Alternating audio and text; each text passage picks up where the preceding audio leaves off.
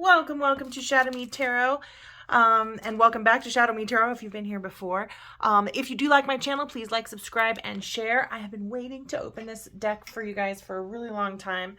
I have like 20 decks on my desk that need to be unboxed that I haven't unboxed, but this one I've been really wanting to do because it does feel like it's a shadow deck. I will confess that I might have opened it to here. Like, I don't even think I opened up I just saw, see, I didn't even... but it was like already split in the packaging, so I had to look. Nice long book, big font. It's how many pages? Ooh, assessment answer key. There's an assessment. Ooh, what? Okay, so there's 140 or 130, 40, yeah, 141 card or pages. Jeez Louise. And ooh. Oh my goodness, this is awesome. Applying the Oracle's wisdom in your life, the core issue assessment. So it goes over, section 1, ignorance is bliss. If humans uncover any more of life's mysteries, there won't be any left. I need the aid of gurus, experts to empower me.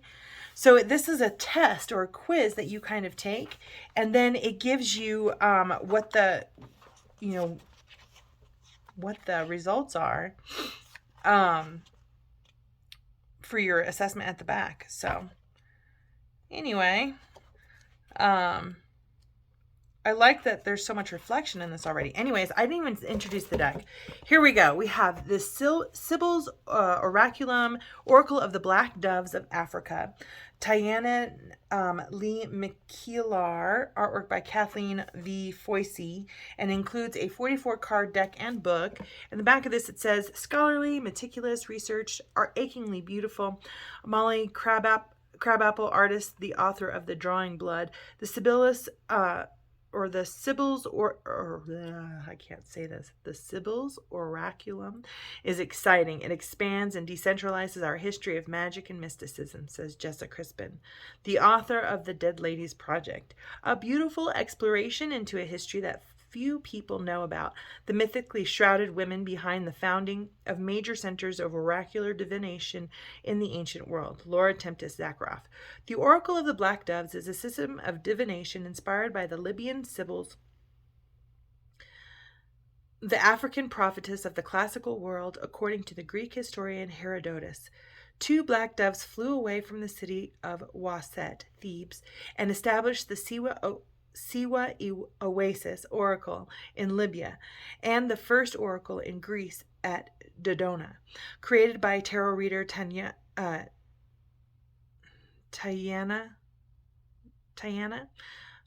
Lee McQuillar. This contemporary oracle pays homage to the often forgotten African founding mothers of the Sibylline traditions.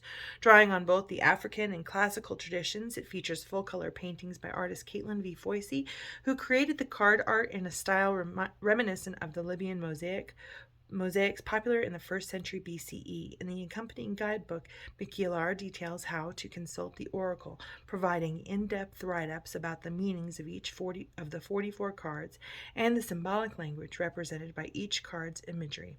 Designed to directly address the spiritual lessons underlying the seeker's query, the oracle facilitates self-examination and decision-making, helping the seeker choose their best possible future by broadening their perspectives of the situation.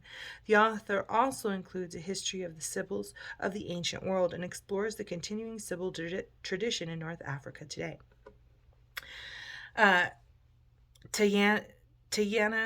Tayannah Lee McQuillar is a tarot reader and researcher of religion, esoterica, and mysticism, the author of several books and divination decks, including Astrology for Mystics and the Hoodoo Tarot, which I have. I have to look up the other one. I have the Hoodoo Tarot, guys. We're going to read this one too.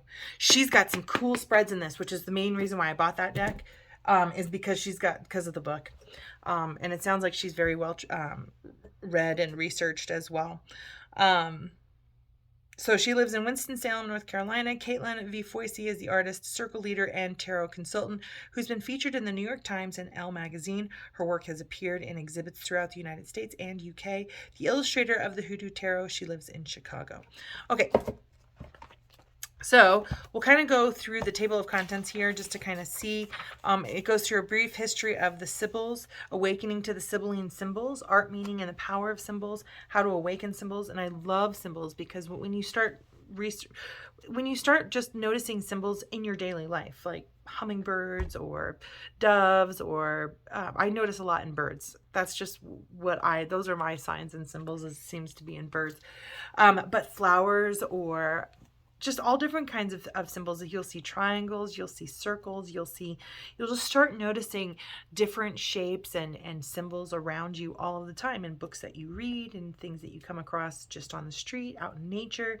And it's like the more you can kind of incorporate symbols into your repertoire of reading, the more that spirit can talk to you everywhere you go. For me, that's what's happening for me. Anyways, so awakening the Sibylline symbols, and then the symbols mirror the significance of dreams and omens, religio-mythical associations, the fundamental ethics of the Sibyls Oraculum, how to use the oracle, how the oracle works, the structure of the oracle, how to use epigrams, I don't know what that is, consulting the oracle, reading for others, a note about negative outcomes, where and when do a reading suggest don'ts for a reading examples, keeping a Sibylline journal, the core issue assessment and scoring, which I think is going to be enormously valuable.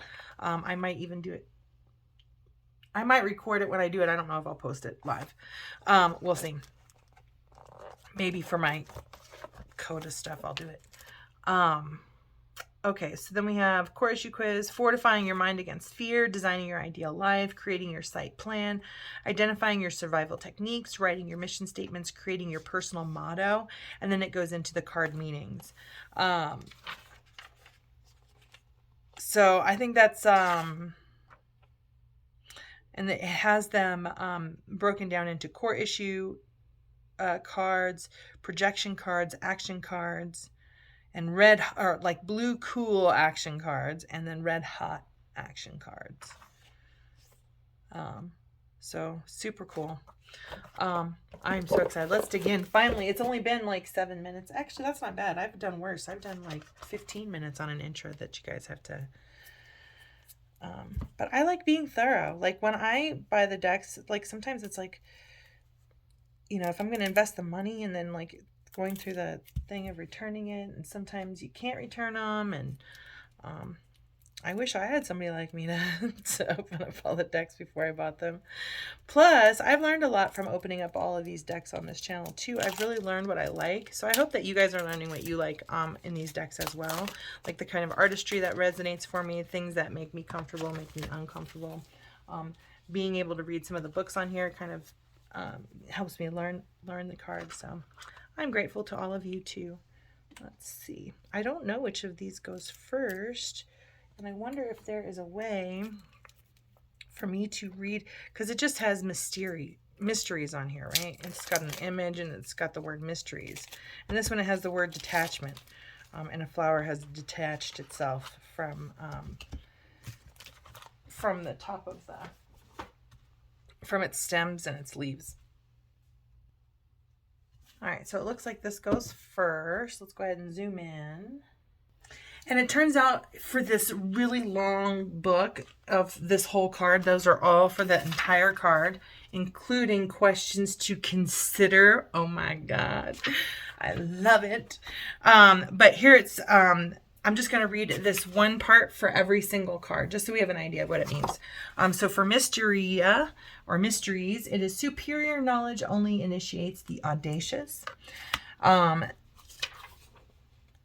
just going to read the English because I'm all, ooh, funny, weird words to try to sound out. Okay, so this one is wisdom. True wisdom is effortlessly applied knowledge. Then we have unity. I did not know unum meant unity. I learned something today. The universe is single, but still hopelessly in love. Aww. I freaking love that card. Oh my God. I'm so glad I opened this deck today. This looks like a strength card, doesn't it? And this looks like the Ace of Cups to me. Just saying. Just saying. All right, so we've got, this one is opposition. In opposition means adversity is desire's unwanted child. I agree with that. Death, only distance is death. Transformation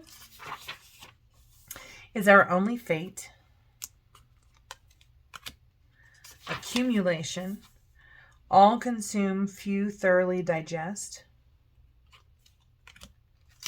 Limitation, limitation is the prerequisite to infinity. Rhythm, oh, these pages in the book are sticking together. The eyes are the source of rhythm. Almost feel like we need some more. Oh, shoot. If I put the light right on it, then you can't see the card at all. Alrighty, well, it is what it is. Sorry, guys. Don't you just love the black dove on the back of the cards? Oh, I really do like these.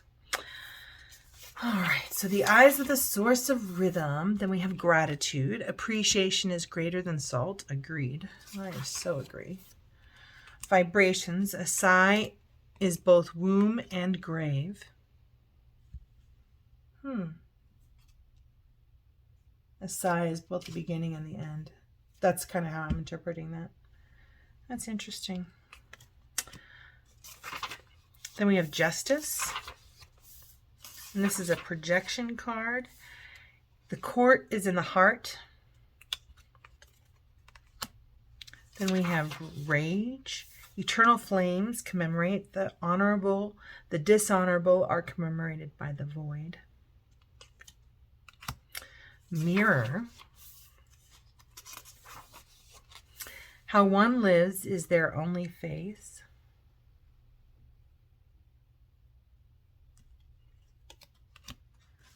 Purpose.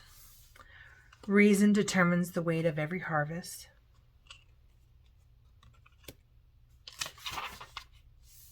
Avarice. A nude soul is the best adorned.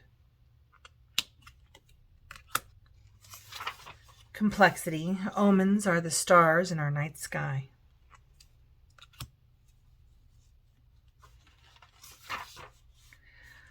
Lust. To a moth, all lights are the moon.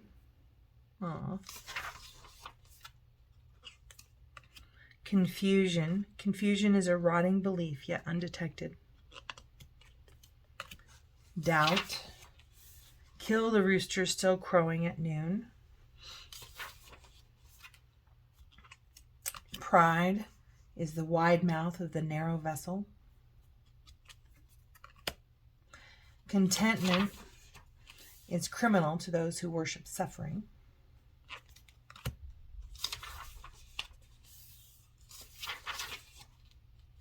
Detachment.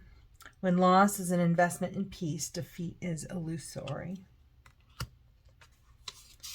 Questioning, the fear of hearing no, is the number one cause of all lost fortunes.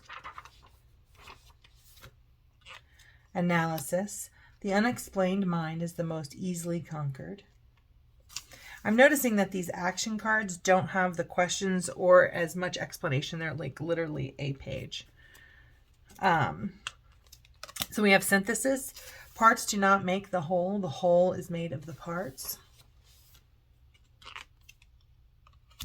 Prioritizing. Importance depends on important. Oh, I'm sorry. Importance depends on import. Submission. A knee bent voluntarily is not broken. Will is the measure of choice.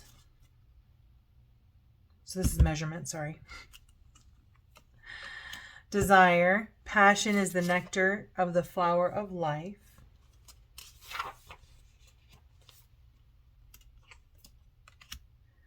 Optimism is the flag bearer that rides ahead of an army of victorious thoughts.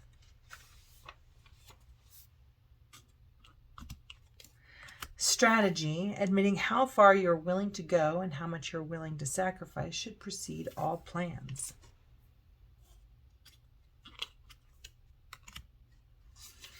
Initiative. The hair of the procrastinator grays the fastest.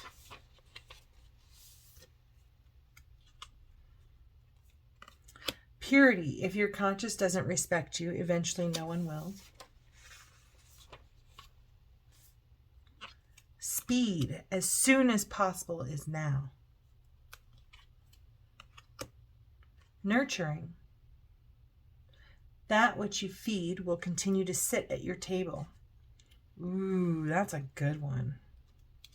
This is a great deck. I don't know. Tell me, guys, what do you guys think? This is an amazing shadow deck.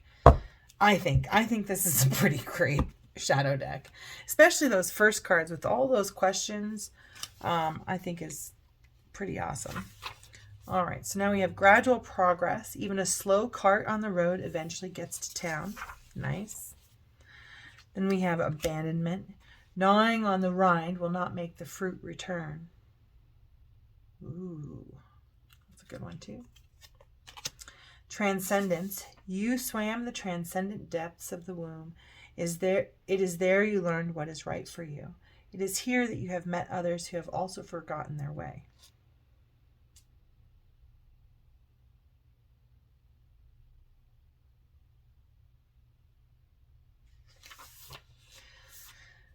All right. Stillness. Destiny rewards patience. Aggression. Slash and burn for richer fields.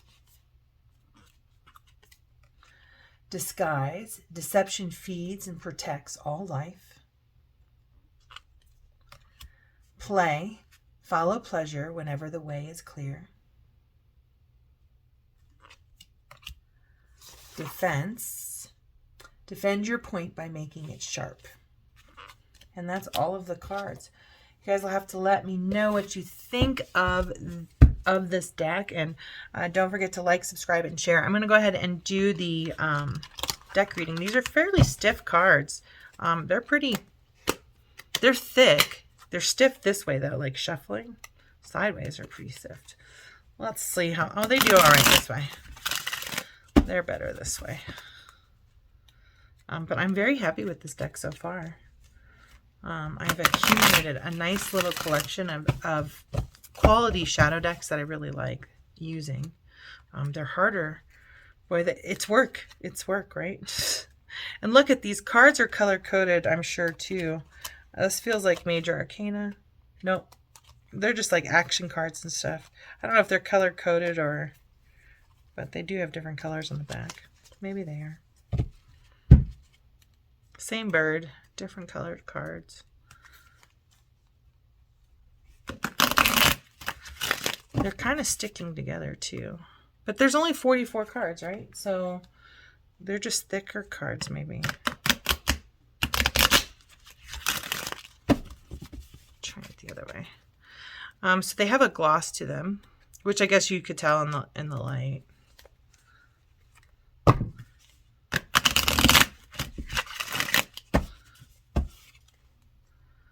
And I have many decks that I absolutely love that the shuffling of the deck is not that satisfying. I'm going to say right now, the shuffling part of this deck has not been satisfying. They're sticky. Which is okay because I have plenty of decks that are like that.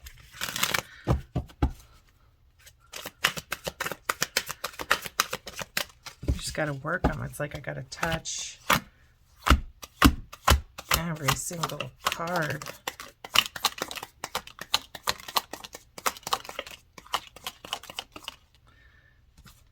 This is a way of cleansing your deck and shuffling it too. Plus, I just want to touch every card. Hopefully, it'll make them easier to shuffle.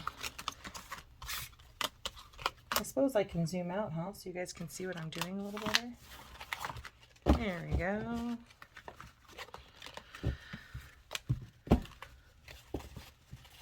Let's see.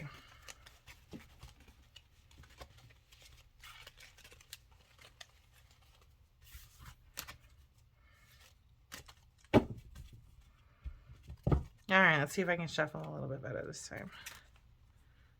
Feel less sticky. Yeah, these ones you got to work in a little bit. It won't take long. I imagine I'm going to use these a lot. Those questions, I'm telling you. Questions for self-growth. All right. Thank you, beautiful spirit, for all of your guidance, love, and light. Can you tell me the personality of this guy? Wow, that is big personality. All right. These are further away. So we're going to do it this way. So we've got detachment, opposition, and defense, but in the reverse.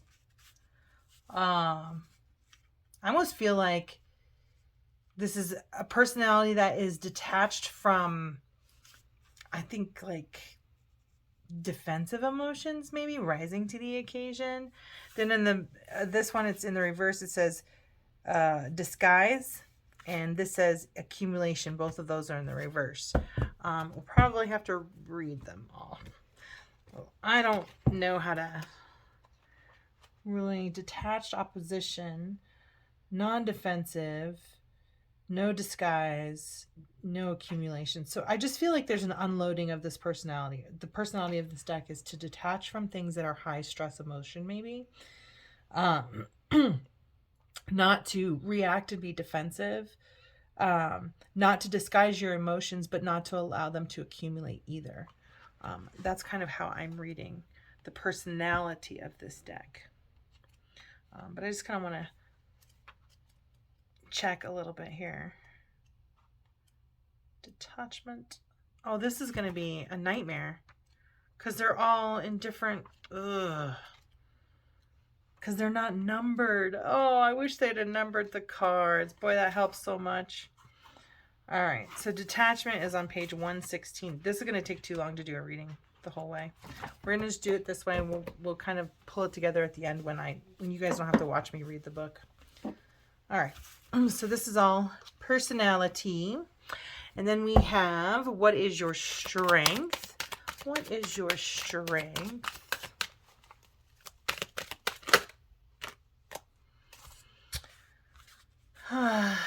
Justice in the reverse and strategy in the upright.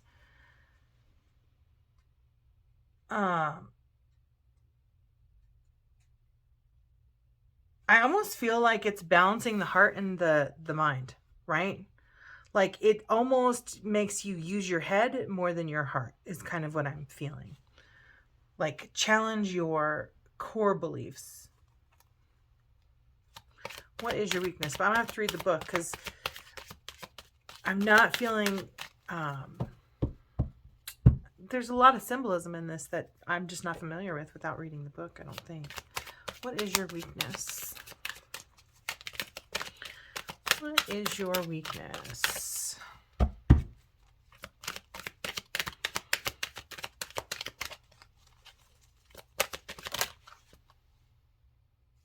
All right, let's see. We have gradual progress and nurturing.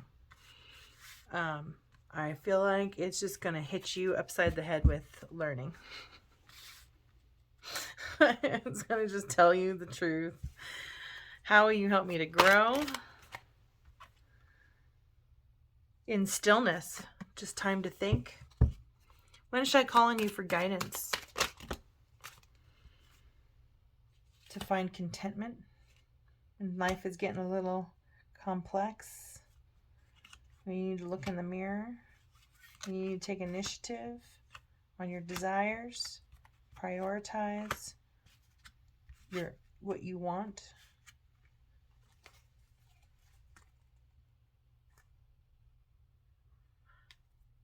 What is the best way to work with you? What is the best way to work with you? Kind of addressing the unknown in an expedient fashion, and what will our relationship be like? So I feel like these are short-term. These are short-term readings with this particular deck. It's how to deal with the shadow in the short term is kind of what I'm getting from this deck for myself. What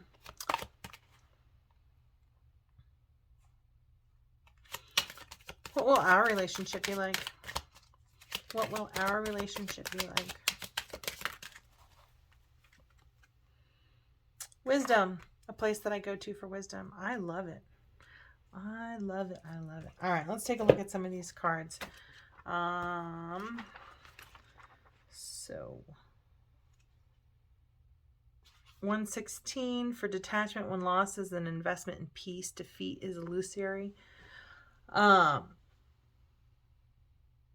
So I feel like this detachment, and when I do kind of want to stand by my original thing that the personality of this deck is to help you kind of detach from your emotions and see things from a higher perspective, from a mental perspective instead of an emotional one. So I'm just gonna try and go, just kind of do a brief, oh wait, hold on.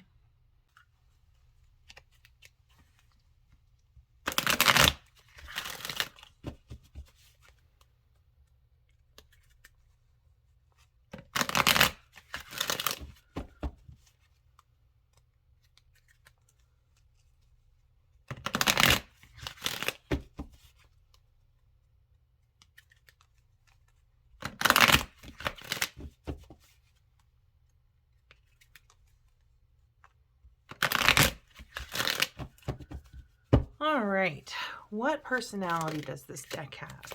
Please, Spirit, give me one card. These cards stick together. So try to give me just one card for each of these questions because the definitions are very long. What personality does this deck have? Thank you, Spirit. Vibrations. So that's great.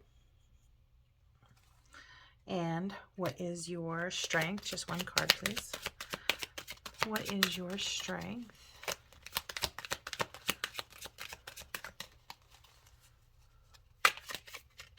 One card, please. Okay. The strength is gradual progress in the reverse. What is your weakness? I don't know if reversals have a meaning just yet. I have to look more in the book.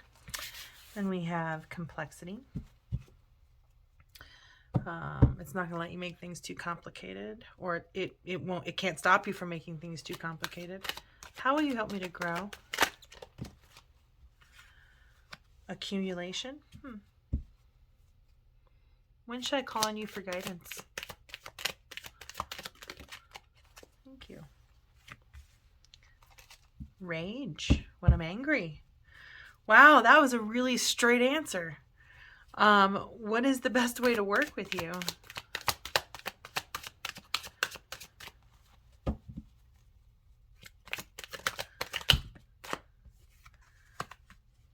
Justice. And what will our relationship be like? Nice.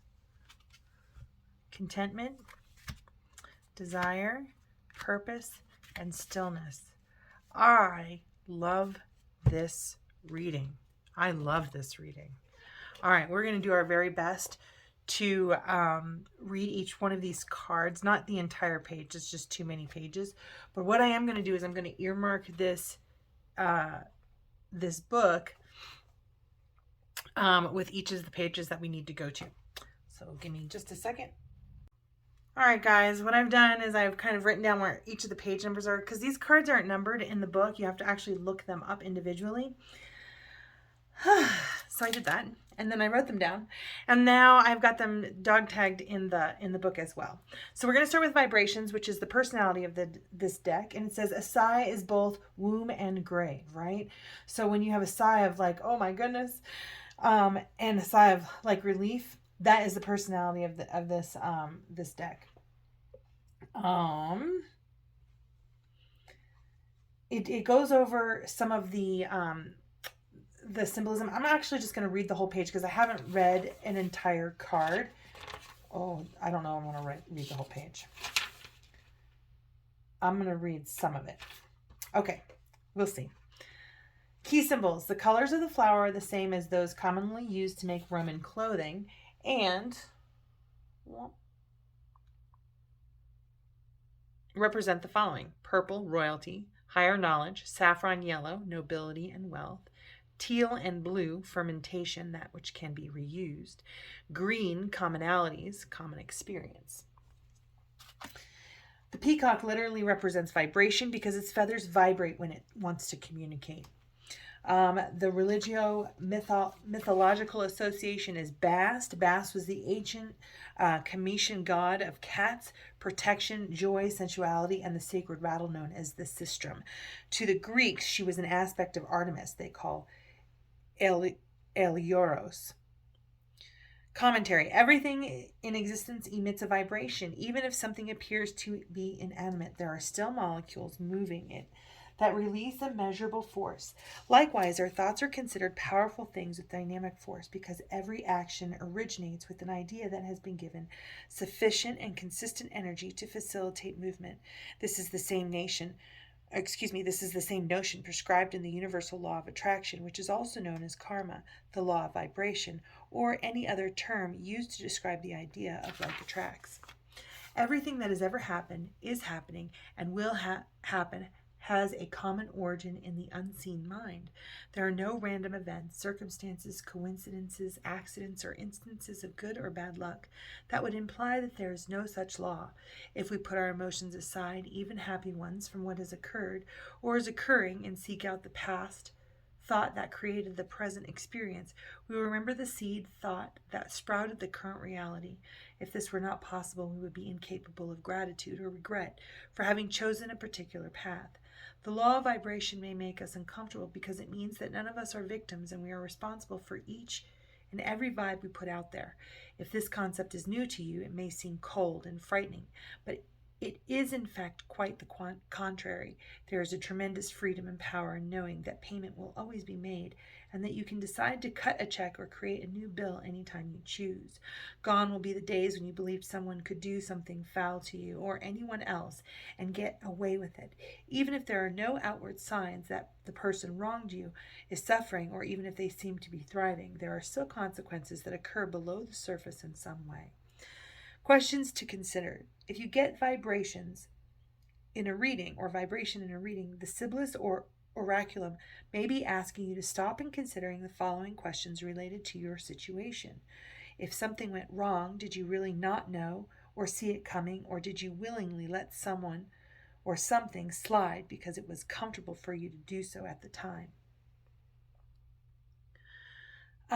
If something is starting to go wrong but things haven't completely fallen apart yet, be aware of the vibes you are putting out there that are contributing to the decay. Do you practice what you preach? Are your professed beliefs in alignment with what you actually do and how you live? What do you spend most of your time thinking about, and how may that be affecting the results you're seeking? Are you clear about how you feel and what you really want? So I think starting out this reading, the deck reading, the personality of the deck, to start out with questions is huge, because not every single one of these cards has questions related to it. So I think that these are the types of questions that this deck is going to be able to answer or is attuned to. It's just kind of questioning that your vibration, where you're at in it, and how well you're in alignment, I guess. So the next card is what is your strength, which is gradual progress, which is page 133. And gradual progress, it is in the reverse, but it doesn't have a reversal. So we'll go ahead and turn that back right side up. It looks like the Two of Coins, doesn't it? And those almost look like, are they eyeballs? An eye is opening? I don't know. There could be other things. I'm thinking something dirty. Anyways, the divinatory meaning of gradual progress is take things one step at a time, and you'll surely get there. Speed would exchange lasting value and peace for temporary gratification and suffering. So that's your strength, is just to kind of go slow. The complexity is the next card, and that is the weakness. And that's on page 102. And the divinatory meaning of that, if you get complexity in a reading, it is certain that you are choosing to ignore the obvious. In fact, you are probably not even surprised by the court issue card you selected.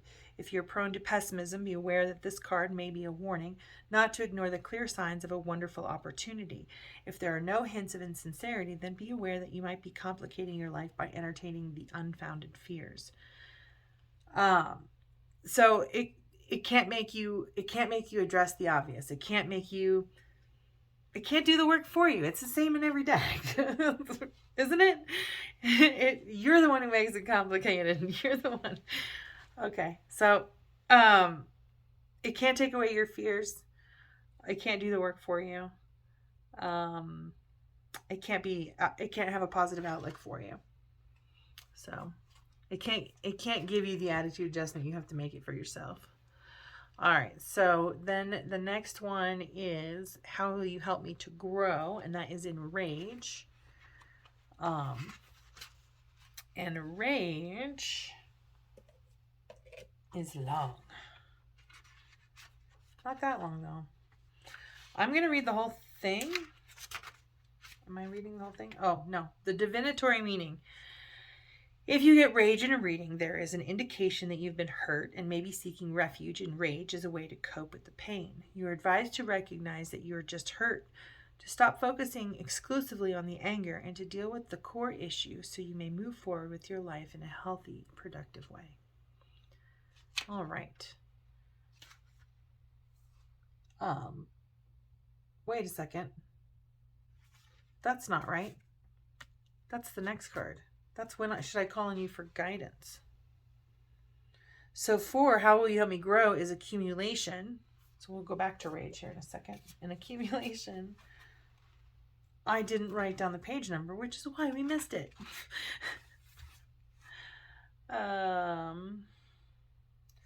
Accumulation is page 73. All right, and accumulation. So this is, how will you help me to grow? I'm gonna read the questions to consider. If you get this in a reading, the Sibyls Oraculum may be asking you to stop and considering the following questions related to your situation.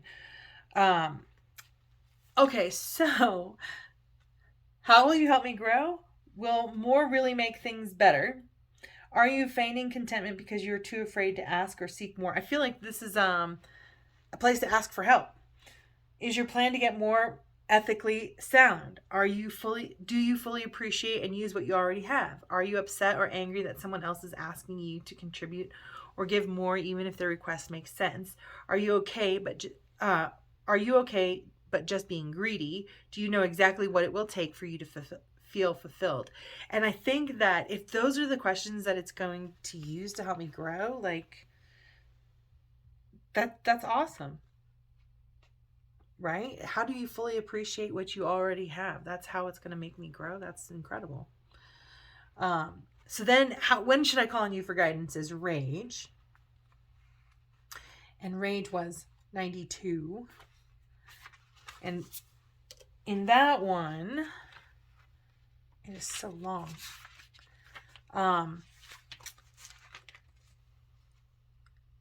I should call on this for guidance when I've been hurt and I'm angry, as a way of coping with the pain. So come to this deck when I'm angry and hurt, so I can deal with the issue in a productive way. And then we'll go to justice, which is 90. And that one says, and this is, what is the best way to work with you? If you get justice in a reading, it may be a warning to avoid perpetuating yourself as a victim to yourself or others. Seek not pity or revenge at this time, but instead analyze how your choices and decisions contributed to the outcome of the situation. If you go deep enough, you will recall all the ignored hunches, reservations, or red flags. They were there. So I feel like this is very much a healing deck, to face yourself, take responsibility for your vibration, what you bring to your life, what you choose, and just taking responsibility for yourself and what you chose to do, what you just learning from in the moment situations and things that are still causing you pain. I think. That's how I feel about it. And then what will our relationship be? We've got contentment, desire, purpose, and stillness. And to me, that seems very self-explanatory. I feel like this is a place to seek a place of inner peace, to reground into what I want and what my purpose is, and to be able to sit in that stillness comfortably, is kind of how I feel. I think that I'm right because I don't feel like I really need to read these, but I'm gonna. All right, so contentment is page 112, and again, this is what our relationship is going to be like. That's page 112.